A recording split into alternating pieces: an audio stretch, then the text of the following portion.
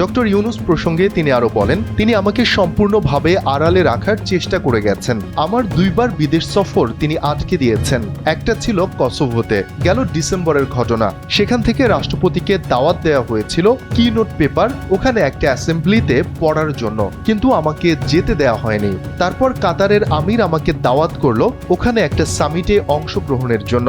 রাষ্ট্রপতি অ্যাড্রেস করবেন, সেই সেমিনারে রাষ্ট্রপতি ছাড়া আর কেউ থাকবে না। তখন আমার কাছে পররাষ্ট্র মন্ত্রণালয় থেকে আমাকে একটা চিঠি দেয়া হলো। চিঠিটি বানিয়ে দেয়া হলো, তারাই ড্রাফট করলো।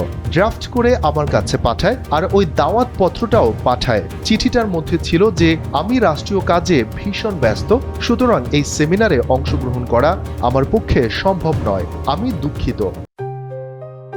JBS holdings limited. ওই চিঠিতে আমি যেন সই করে দেই, কিন্তু ওই চিঠি লেখার সময় আমার সঙ্গে কোনো পরামর্শ করা হয়নি, আমাকে জানানোও হয়নি। চিঠিটা দেওয়ার পর আমি জানলাম যে এরকম একটা দাওয়াত এসেছিল।